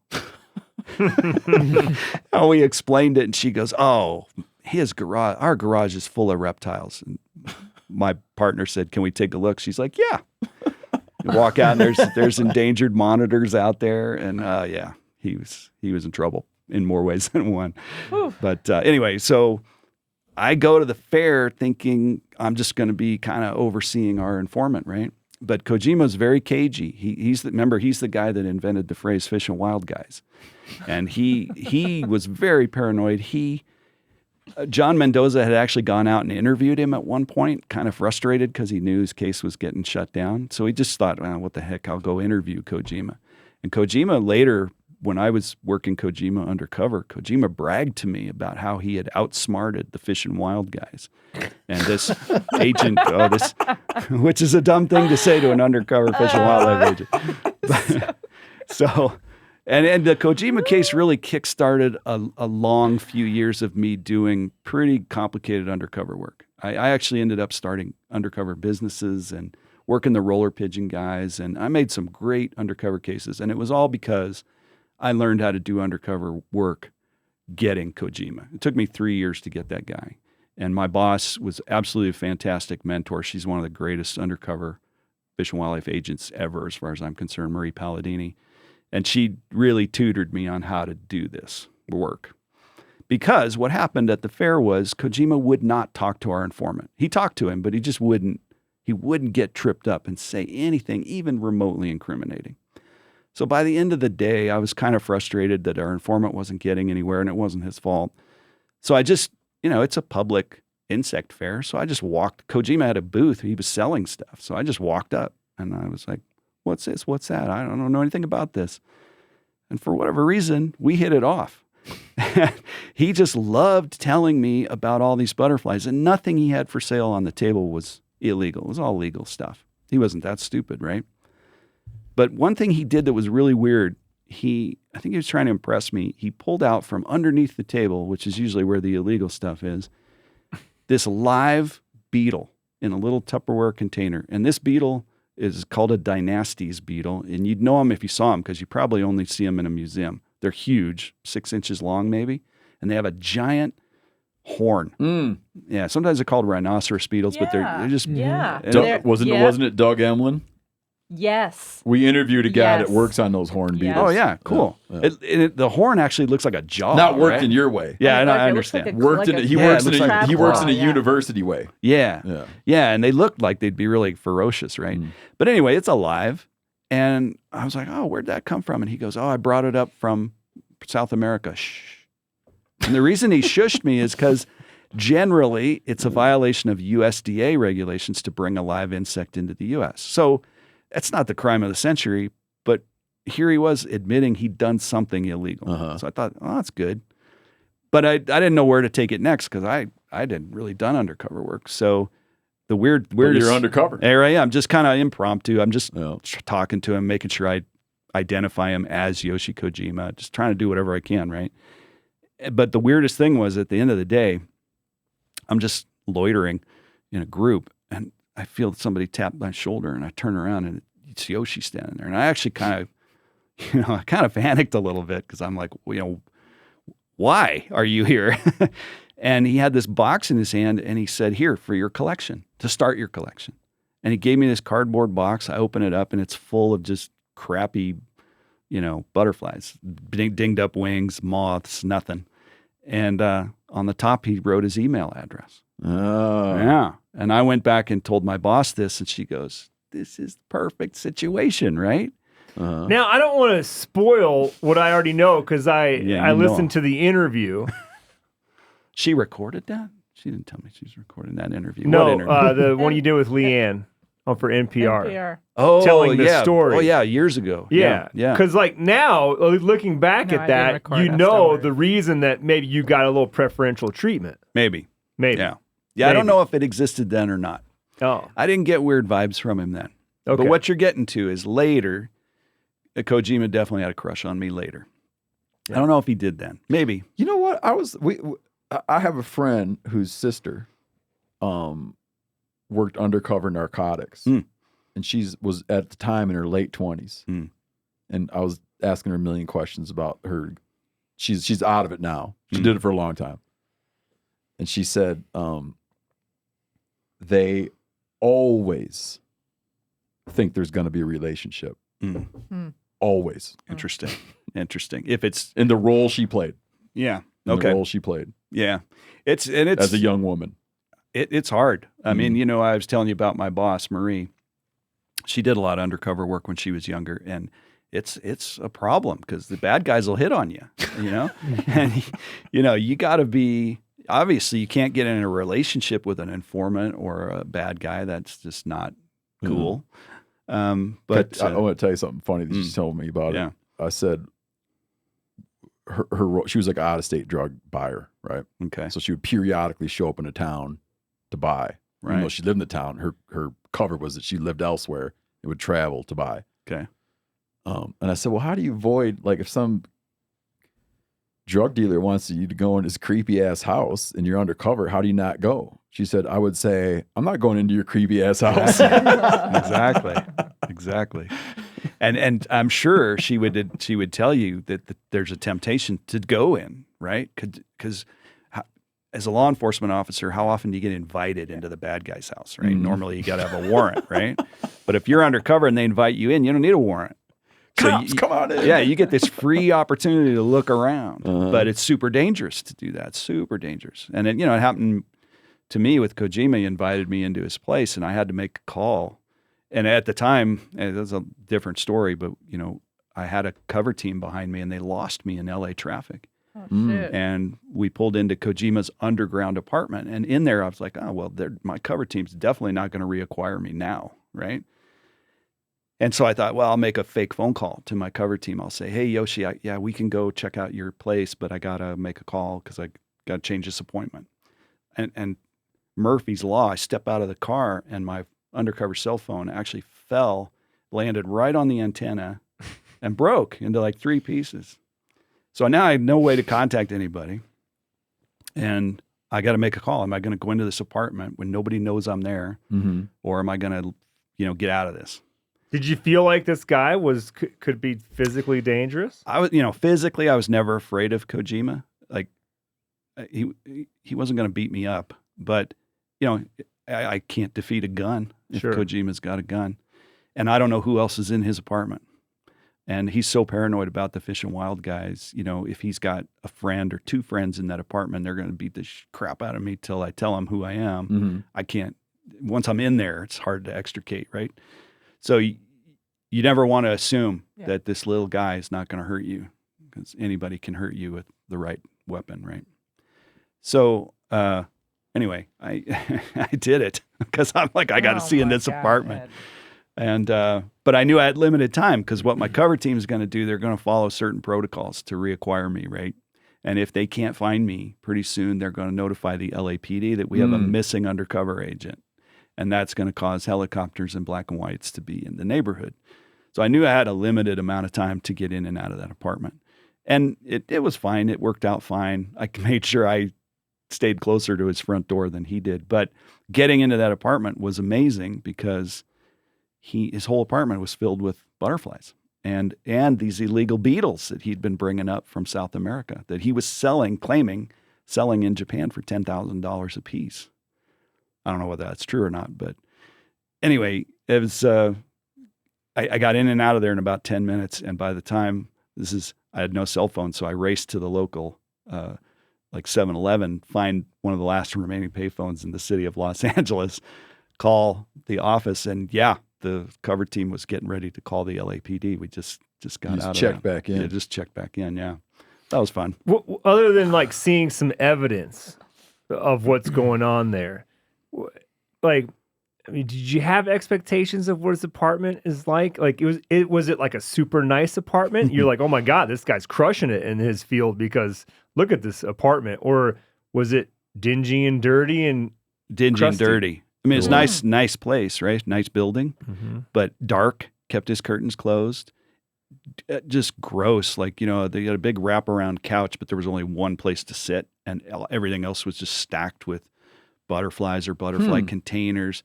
The grossest thing was 2 gross things, actually. One is I looked down the hallway of the apartment from the living room, and there was like a T. I assume it went to a bedroom on the right and a bedroom on the left, and then there was a bathroom, and the door was open, and I could actually see into the bathtub, and there was this disgusting black ring all around the tub. It was like a Silence of the Lambs. Like he had some weird shit living in that tub. Yeah, maybe, or he didn't, I don't know. But the second gross thing was he very proudly goes to the kitchen and opens the cupboards to above the sink. There's no food in the cupboards. It's all Tupperware bins filled with these beetles. So it's more of a warehouse. Yeah. Yeah. He lived in Kyoto, but he had this apartment in LA, and it was just kind of his base. He did ultimately admit to me that he did poach butterflies out of Grand Canyon and Death Valley. But what he was doing now, he didn't do as much poaching himself. He hired people to go. And he eventually tried to recruit me to go out to Death Valley and collect butterflies for him. Yeah. Well, was he? You take a guy like this. Is he like? Does he imagine himself as mostly legitimate, but now and then I'll fudge the line, or is he a career criminal? He was committed. He described himself to me as the world's most wanted butterfly smuggler. Okay. He took pride in the fact that Fish and Wildlife was after him. And he took pride in bragging that he outsmarted us, which as soon as I heard him say, he outsmarted John Mendoza. I was like, no, you didn't. Number one, no, you didn't. And number two, I'm going to catch you. I'm putting you in jail, dude. That went through my mind when he said that. I was like, nope, I'm never quitting until I put Yoshi Kojima in jail. How does it go about the event? I mean, at some point you got to make an arrest, right? Yeah. There were a few ups and downs with him. He was real touchy, and, you know, it would take a long time to explain how that whole case transpired over 3 years. But suffice it to say, there were 2 times during my relationship with him in an undercover capacity where he cut me off. He got mad at me, so he would stop talking to me. Mm-hmm. At one point, what he wanted to do was he wanted to go into business with me and have me sell butterflies for him online that he would send me from Japan. And very clear, obviously, it doesn't take a rocket scientist to figure out what he wanted was a fall guy, right? Mm-hmm. So when the Fish and Wild guys came coming, he would feed them Ted Nelson, which was my undercover name. He'd feed them Ted, and he'd slink away. And he'd hope Fish and Wildlife would be happy because they caught Ted, right? Yep. So I knew that was his plan going in. But at one point, he wasn't sending me enough butterflies. Like, he wasn't sending me the endangered stuff. So I created this undercover eBay account where I looked like I was selling some stuff on the side. And what I hoped he would ask me, my plan was he would come back and say, hey, Ted, where are you getting these? And I'd say some baloney line like, oh, I got a dealer, a supplier out of Germany, and he's terrible. He sends me horrible material. And hope that Kojima would then say, well, I can give you that, right? Yep. But instead, he turned me into the local tip line for the California Department of Fish and Wildlife. You're kidding me. No, his game warden called man. me. His game warden called me one day and he goes, hey, Ed, I know you're doing a butterfly case. We got this weird tip on our tip line. Some Japanese guy turning in some guy. And I'm like, well, send it to me. And I listened to it and it's like, yeah, turning in Ted Nelson for selling CITES material that he doesn't have permits for. You are kidding me. Yeah. So at that point, case is done, right? Because Kojima, I'm thinking, I can't get him now because if I stay in the business, Kojima thinks he turned me in. If I stay in the business, he's going to think I'm an informant. He's going to think I turned. Goodness. So I let it go. And my boss, Marie, was like, oh, case is done. You're never going to get this dude. So I literally put it aside and I started working on High Roller. Yeah, that's when High Roller came up. Like I said, I had nothing to do that day, right? So I went out and did that hawk case. But about a year later, right in the middle of High Roller, so I'm doing a different undercover case with a different persona where I play a much rougher guy than I was portraying with Kojima. I get a tip that Kojima's coming back to the fair. And I'm like, I'm going to take one more shot. so by this time I have... You got a striped suit, so you look like you're just out of jail? No, but I did have a giant handlebar mustache because I grew a big mustache to kind of fit in with the pigeon people better. And I go to the fair, and my plan is I'm going to find him, and I'm going to accidentally, in quotes, air quotes, run into him. And I'm going to see what happens. Uh-huh. So I go to the fair. I find him. He's in the big hall, doing his usual thing. He's got his fanny pack in the front where he usually carried about $10,000 cash in his fanny pack. I don't know how this guy never got robbed walking around LA, but whatever. So I wait till he's moving from one hall to the other where you got to go through like this narrow walkway. And I come the other direction. And he looked scared out of his wits when he saw me. But I immediately went up and said, hey, Yoshi, it's so good to see you. And in the conversation, I very quickly let out that I owe him a huge debt. And that caught his interest. And I said, because of the advice you gave me about how you handled the Fish and Wild guys, I didn't get arrested. I said, some asshole turned me in to Fish and Game, and they came to my house. They did a search warrant. But because of the advice you gave me, I had everything hidden somewhere else. They never found a thing. They couldn't prove anything. And thanks to you, Yoshi, I'm not in jail. Is this what they call a double cross in Corinne's show? He bought the whole thing, man. He bought it, hook, line, and sinker. Such excellent material. Oh. So he takes me to lunch. And at that moment, he liked that handlebar mustache. He did too, like didn't that. He, yeah, he like did. It turned out. People. I think he did like the handlebar mustache. Yeah. But he takes me to lunch at this awful Korean restaurant in, Koreatown in LA. I'm not sure we had beef. I'm not sure what the meat was in that dish. You're like, man, I might need to investigate this place. It was tipped off. I'm telling you, it was not good. But he was so convinced at that point that I was also a bad guy. And now I gave him the line I initially planned to. He said, where are you getting your material? And I said, I got a German supplier, but he gives me crap. And boom, he immediately said, oh, I can give you the material. Perfect condition. And right then, I knew I had him because he said, look, I'm going to go back to Japan, get on Skype. We'll start talking by Skype in early 2000s, right? And I'll show you. Whatever happened to those guys? Yeah, what happened to Skype? I was just thinking about that as I was coming here to talk Zoom about happened this. to them. Zoom killed Skype. So he says, we'll talk by Skype. I'll show you what I've got. You tell me what you want. Pay me. I'll send it to you. And I was like, this is perfect, right? I'm gonna record him on camera making incriminating statements. And that's exactly how it played out. The only thing that was weird is after we were at lunch, he wanted me to drive him to I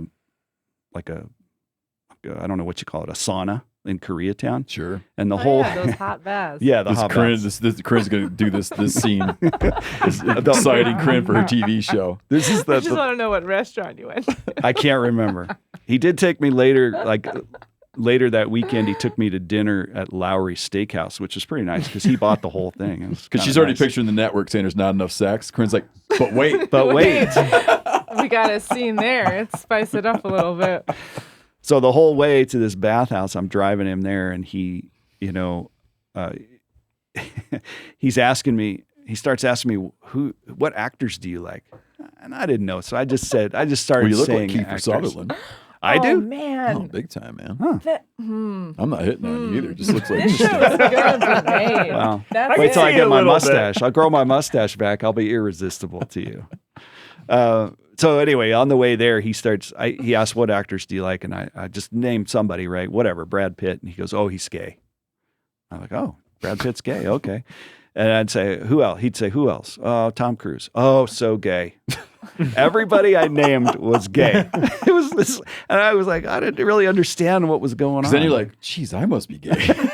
Well, I think he was trying to hint. He's like trying to hint that he's either bi or gay. Yeah. And it kind of played out after that. When we started to talk on Skype, we started to do a lot of deals with butterflies. He starts sending endangered stuff. Like he would send stuff to me that I would then take to the University of California at Riverside to make sure I had it ID'd right. Oh, yeah. So they have a big entomology department. So I'd get it and I'd immediately drive out there and have them look at it. And they'd be like, where did you get this? We cannot. It's a long story. Yeah. I mean, this is a, internationally known entomology university. And they're like, we cannot get this for research. We can't even, these don't exist. And you're getting them in the mail. So Kojima had a very, very sophisticated network around the world. He had the good shit. Where are you getting the money? Yeah, like, and how do they as you're getting the money, how are they sort of confident enough that they're going to wind up getting the money back? Sometimes you don't know. Really? Right? Sometimes you do spend money in an undercover situation and you do get ripped off, and that just happens. But you have to live under a sort of price cap, right? Like you couldn't go and say, I need $10 million to buy a butterfly. Right. They're going to be like, no, you're not going to. Yeah, so you usually ask for more than what you need, right? Got it. So I can't remember how much I had to start with. It was like maybe $30,000 or something. Okay, like a little con man budget. Yeah, exactly. Yeah. So what you're doing is to avoid entrapping people. You don't want to. You can't entrap people, right? So you got to offer reasonable rates for these things. You can't. And so you take the risk that they might walk away from you or they might steal your money. That's just part of the risk. Got it. Yeah. But he didn't. He wanted the money and he provided the stuff. But as we were talking, it became clear that he had a thing for me. And, that's fine, whatever. It just became really awkward when you're on a Skype call with somebody and they want you to take your shirt off and stuff like that. It was very uncomfortable. I would have had butterfly tattoos all over. Yeah. That's the real entrapment there. You know what was the worst part is at the time I was married and, we would have a lot of these calls when it was convenient for him. Because one of the things that really made him mad is if you were not available when he wanted to talk. Okay. So he's in Japan, whatever, 12 hours ahead, 13 hours. Yeah. He's winding down for the night. Yeah, and I'm winding down for the night. He wants to talk I had like my time zones wrong. Yeah, 1 o'clock in the morning, I'm on Skype. And my wife has to be extremely quiet. She cannot come into that room. She cannot make any noise because he'd be very alert to, I thought you lived alone. I thought you were single, Sure, right? yeah. So that was stressful because he wanted to talk almost every night for a couple of months. It was pretty rough. But I ended up, back then I didn't have a fast enough computer to record on the screen. So I just had a video camera set up to the side that he couldn't see. And I'd just record him and me on the call. And man, I got some incredible incriminating statements just about how much material he had, how he would get his species, which species he could get. I remember once I expressed some interest in an endangered butterfly out of the Caribbean, and he said, well, it'll take me a couple of weeks, but I can get you one. Name one of these butterflies for me. Well, the big one, the final one that I got was the Queen Alexandra butterfly. It's the largest butterfly in the world. And you can pull one up. I want to see what it looks like. They're the female's about the size of a small dinner plate, maybe 10, 11 inches across. And the males are generally colorful, but they're smaller. You can click around there. Whoa. And there's like someone's head next to it for comparison. It's like They're big. like 10, With the these size of someone's face. with these cases like the butterfly one, I'm sure a lot of other ones, were you in a position where you were having to work with another country's law enforcement? Yeah, I worked a little bit. Did Japan get involved with the butterfly thing at all, or? Interesting question, because later we tried to get some help out of Japan, and I went through the Homeland Security law enforcement attaché based in Tokyo, and we got minimal cooperation from That's Japan. what I was getting at. Minimal. Like, does China, like, when you're dealing with something like that's ending up in China or coming out of China, or like, is there any kind of cooperation, or? It depends. Sometimes it's great. Yeah. Sometimes China is actually really good. Just kind of depends on the species, who's involved. The interesting thing with the Japanese government is, and the Homeland Security attaché told me this, they consider undercover work to be dishonorable. So when they heard that it was an undercover agent who had, basically built a case against a Japanese citizen, they weren't that interested. No kidding. No. Which it didn't matter. We had everything we needed on Kojima, but eventually I owed him some money, and he made some flirtatious statements to him, and I basically kind of hinted that things might heat up if he came back to LA, because I had an arrest warrant for him. We just needed to get him. And then he came, and we hooked him up at the airport. Yeah, it's fun. Were you present? I was there, but we wanted to kind of see what he said after he was arrested, so I wasn't part of that. I didn't see him till the next day. But you interacted with him. Yeah, because when you arrest somebody in the federal system, you move them, you take them into the jail for the evening, and then the next day you're responsible for moving them to the court. So I had to go pick him up at the jail and move him over to the district court. How's that conversation go? It was funny. He's excited to see me when I first walked in. Then he saw my belt badge, and he saw I was wearing a holster and I had handcuffs and What do you mean stuff. he's excited to see? Like, he thought you were in trouble too? No, I think he thought I was there to bail him out. Pretty sure he thought I was there to get him out. Was he an American citizen? No, Japanese citizen, but he claimed he was very good at weaving lies. So he made up a whole American life where he claimed to have a wife and a half Japanese, half Anglo kid. And so he claimed he had a passport, an American passport, but he would never tell me what name the American passport was in. So I didn't think he was telling the truth, but we didn't know for sure if he had an American passport. And he was pretty tricky. He would tell people, if he knew all of us, he might tell you, hey, I'm in Grand Canyon, but he really was in Japan, right? He might tell you, I'm in Utah next week. And so what you would hear, the buzz you would hear among the insect trading community was very confusing and conflicting about where he was. It's tricky. How's God, that? I always tell sons of bitches right where I'm at. How's that work? Stop doing that, man. How does that work in cases where you're dealing with like your target is not an American citizen as far as like sentencing and getting them in jail and like what ends up happening? Yeah, I actually did a lot of cases against foreign nationals, and I was involved in extraditing a number of those people. Yeah. And it's a long, very complicated process, but it is possible to extradite people back here to the United States, whether they're Americans or foreign nationals. And I did that in a number of cases. The way it should work out is a foreign national should not get bail, right? Unfortunately, sometimes they do. And I've seen foreign nationals flee. Just hop on a plane. Yeah. And that's really frustrating when you're the case agent, because now, thanks to a judge who stupidly gave this guy bail, and now you got to spend possibly years trying to hunt this guy down and then get him back, right? But generally, a foreign national who commits a crime in the U.S. or where there's U.S. jurisdiction can be sentenced here, no problem. You get them back here. They go through their trial if they want one, or they plead guilty and they're sentenced. The thing that's most interesting about a foreign national, though, is if you're convicted of a felony in the U.S. and you don't have U.S.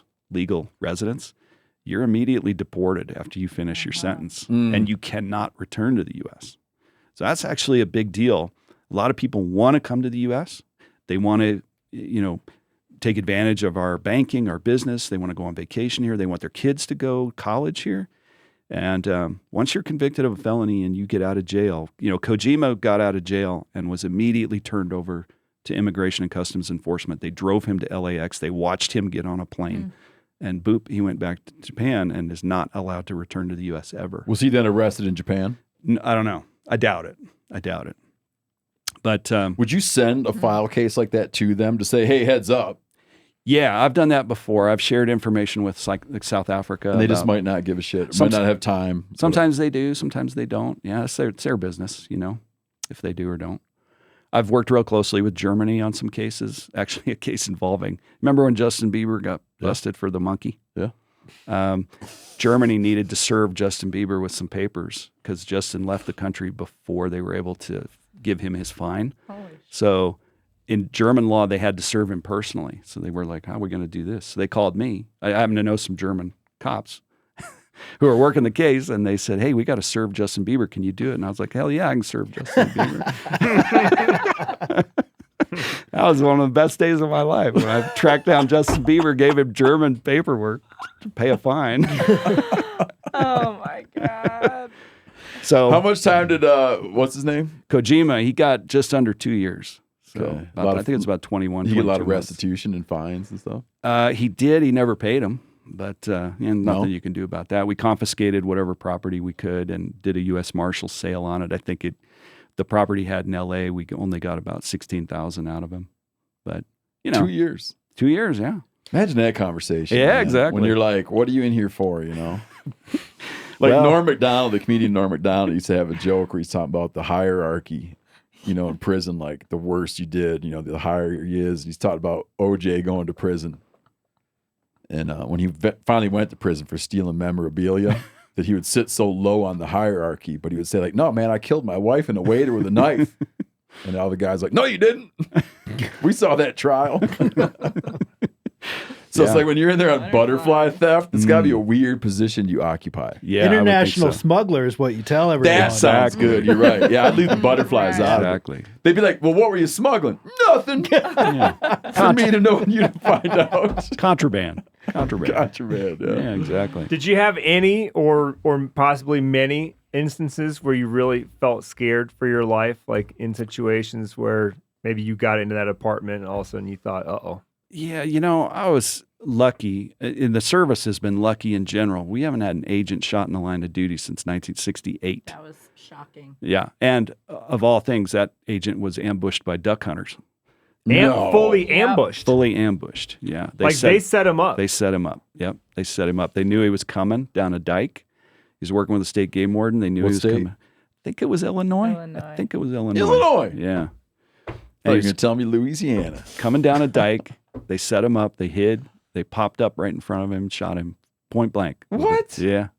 He lived.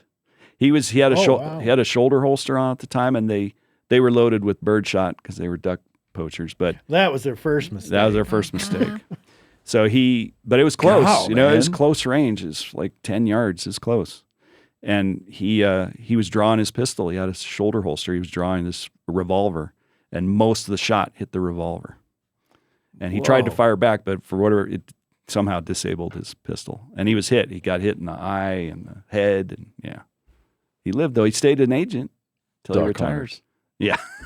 But anyway, to answer your question, you know, I always considered LA to be like a higher risk place to work, but I was lucky. I think in my whole career, I had to chase one guy on foot. I wrestled one guy to the ground. I pulled my gun often, but I only ever came close to shooting one person, and, you know, didn't have to. But I never felt like I was ever in I never felt super scared. There were moments when people said creepy things to me where I realized I need to get out of this situation, but it never got to the point where, you know, anybody ever physically assaulted me or drew a gun on me. There have been agents that have had guns pulled on them, which is pretty scary. When you pull your gun, you mean just like to be like, yeah, get down, you're under arrest. Like yeah, to be ahead of them on the OODA loop, right? Yeah. Yeah. I always want to be ahead of the bad guys. Yeah. So, you know, an agent who retired a long time ago, who's deceased now, a guy named Sam Mahola, when he retired, he said something very profound at his retirement party. He said, "You cannot be in law enforcement for 20 plus years and not have had a few close calls, including the ones you don't know about." And that last part, that really hit me. I had been on maybe 10 years when he retired, and that I had never thought of that before.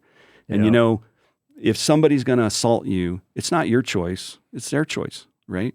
So you don't know. You don't know if somebody's thinking about killing you, looking at you to see if they could get the upper hand on you. And, you know, or hiding in the bushes like that one story we heard of. Yeah, I was game going to warden. we had a game warden. We did this couple volumes of this series called Close Calls, about near-death experiences with people. Yeah. And we interviewed a game warden who, he had a close call that he didn't know about. But then later happened to interview a serial poacher. And in the interview, the serial poacher, he's been arrested on other charges. He's been arrested on drug charges or domestic violence, or a handful of charges. And he's interviewing him because of potential connection to a poaching case. But he's in trouble now, so now he just wants to talk. He tells a story about a night in Colorado, and the warden interviewing him realizes he's telling him a story about himself. Oh, man. About his plan to kill the guy. Wow. But the guy didn't follow him down the right road. Wow. Yeah. Yeah. And he's sitting there being like, he's talking about me. That's like, I remember that crazy. night. Yeah. He's like, he turned down my road. I was going to give it to him right through his window. Oof. Yeah. I mean, how many times, you know, you never know. How many, if it ever happened No, to you. he'd been living his life, no idea. And so I always kept that in mind, what Sam had said at his retirement party, that, you know, you just can't predict what people are going to do.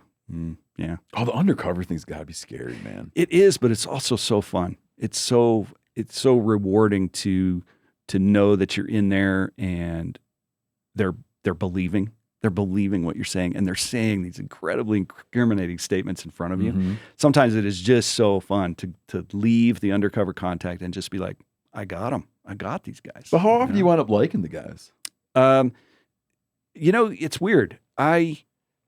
There were times when I got to like the people I was working undercover, especially like in High Roller. I respected some of those guys. I went to an inner city high school, and they reminded me of people I knew in high school, and I liked them. But, you know, they're just blatant killers. They're blatant lawbreakers, and I just have no respect for that. So it always, it affects the affection. Yeah, it does. It really does. I mean, I guess I like you, but you need to have consequences, and I'm going to see what you do when those consequences are delivered, right? So what I'm more interested in is what happens after these guys are caught. Do they accept responsibility? Do they change their ways? If that's the case, I can like those people, right? But if they snub their nose and they call me a jackbooted thug and I made up everything and I fabricated everything and they don't take responsibility, I don't have any respect for that person. So you can't really like a person like that. So if you do undercover, take the Japanese individual, you do undercover, but then because of the way your agency works, you don't vanish. Right. Right. he's not like, whatever happened to that guy, right? It's like, there you are. Right. You're like, oh no, I'm Special Agent blank. Anyone can find out what my family history is, where I live. How does that not wind up stressing you out that all of a sudden you're a known thing? And if they ever had some kind of vengeful impulse, it's like they know exactly who betrayed them. Right. Yeah. And this is where I think sometimes our agents get too paranoid. They act like they're secret agents, not special agents. And the bottom line is we're not secret agents. We are special agents. And at the end of your undercover, you are going to have to sign affidavits and you may have to go to court and testify. And you're not going to do all of that with your undercover name. You're going to be known. And the way, I had so many situations where after I had worked somebody undercover for a year or more, I would run into them in court, and now I'm in a suit and tie. I'm clean shaven. Now I'm referred to as Special Agent Newcomer. They know me as Ted Nelson or whatever. It's like this weird disconnect in their brain. I had people wave and smile at me in court. Yoshi Kojima waved and smiled at me while he was in belly chains with his hands chained in front of him. I had high roller guys smiling and waving at me in court, and I could never figure it out. And I think it's just, there's like this disconnect. They don't associate me with Ted Nelson. I'm now the agent who's treated them decently since the case has gone down, But more to your point, I did have a case once where I arrested a guy. He became a fugitive because he jumped bail, and I spent years trying to get him back. Eventually caught him in Mexico. We extradited him. His two sons absolutely hated me. I mean, hated. And these guys had guns. They were former Israeli army. They knew how to use guns. And I was worried about those guys because they knew who I was, because now I'd signed all these affidavits. I'd testified in court against their dad. And they're adults, So when I drove home, I did counter surveillance. Whenever I drove home, I took different routes home every day. I never drove directly from the office to my driveway. I keep a gun in my bedroom. And you just have to be careful. You have to be aware that there are people may be planning things you don't know, but it doesn't mean you don't do your job. I mean, these guys, sometimes you hear game wardens or federal agents say, well, I'm not going to get killed over a deer. Well, it's not, if you're doing your job, it's not your choice. If some deer poacher decides to ambush you, take a shot at you just for doing your job, yeah, you darn right might get killed for, over a deer. Well, but that's your job. Like you said, though, you're possibly going to take away their money, their house, their liberty, right? Exactly. And so it's not just a deer. Yeah. And sometimes, you were talking about the low penalties, right? Bad guys don't know that they might get off with just probation. They think they sell an illegal butterfly, they're going to go to jail for 10 years. So their ignorance of the law may cause them to react in a way that's not right. But bottom line is, my belief on this is you become a federal agent in any whatever agency, but Fish and Wildlife, Secret Service, FBI, whatever, you're making a commitment that you're going to carry a gun, you're going to physically arrest people, you're going to threaten their liberty, their money, their house, right? And with that comes certain risks. And if you are not willing to accept those risks, then you better not be a federal agent. You better not do undercover work. It's not mandatory you do undercover work. They ask you, do you want to do this undercover case? And if you say no, you don't have to do it. Did you have a conversation with your wife or spouse before you started doing undercover work? No. Is that why they're not your wife anymore? Well, I don't know why my wife's not my wife anymore, but there were times when it was very stressful on the relationship because she did not like sometimes when I carried my gun off duty. I always carried my gun off duty. And there were times in LA, 10 million people live in LA, right? I was working on a case involving Russian caviar traffickers, and these are probably mobbed up people. Yeah. And I'm taking $1 million worth of caviar from them at a time, right? When I seize it at the airport, $1 million, you definitely get killed over $1 million. One time, my wife and I are at a restaurant in Santa Monica. I'm off. We're just having dinner. We happen to be seated at the window, and these two Russian dudes walk by who are connected to the guy I just seized $1 million worth of caviar from. And they do the double take. They recognize me because we had just done a big search warrant at this caviar processing place. They saw me. I interviewed them. And I just looked at my wife. I was like, we got to go. We got to leave. And, that's not, she was planning on a nice dinner out, and that all changed.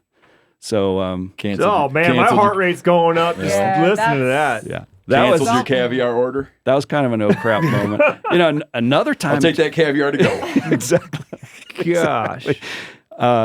One time I just went into a McDonald's during High Roller. I still have my big mustache, but I had to go down to the U.S. Attorney's office. So now I got my mustache, but I'm in my federal agent suit, my uniform, my black suit, white shirt, plain tie. And I thought, I'll just go to McDonald's and get a Coke.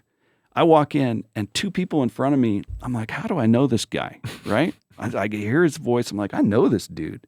And I realize he's one of the guys in Operation High Roller. He's one of the bad guys.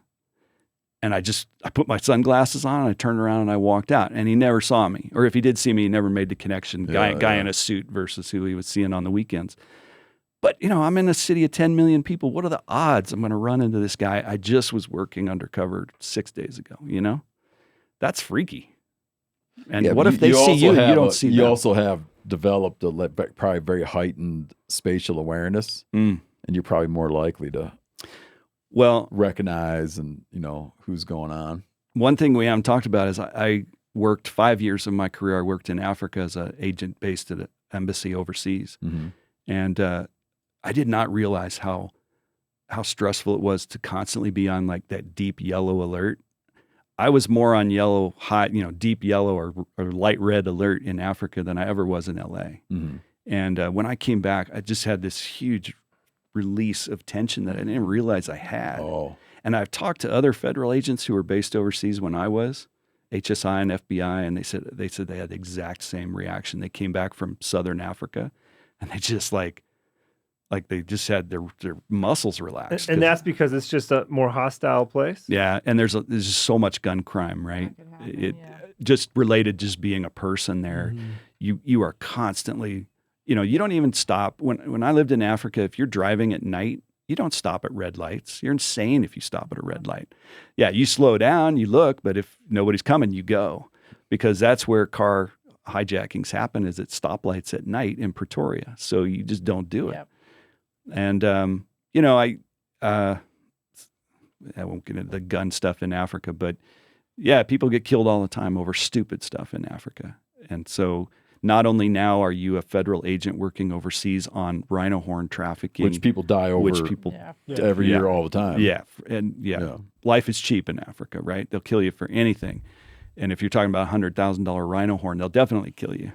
So you've got the law enforcement aspect, but then you also have just going to the grocery store is super dangerous. So, and I don't want to scare people. I never got in trouble in Africa. I never had anybody try to do anything to me. But at the same time, I never went from a store and directly got into my car. I'd walk to another car. I'd look behind me before I got in the car. I'd sometimes walk around the car, just do something unusual just so that I'd see somebody change their behavior around me. So, yeah, you do get in this mode of being on yellow alert all the time. And back to your question, if somebody's going to do undercover work, they don't automatically become a secret agent. They just have to be careful, right? They're still a special agent. They have to do their job, and they're going to have to just suck it up. Are you going to go now and launch a whole second career? So since I retired, I've been doing some adjunct teaching at Cal State, which I really enjoy. On law enforcement? Or? Yeah, criminal justice. Okay. I teach criminal justice, administrative law.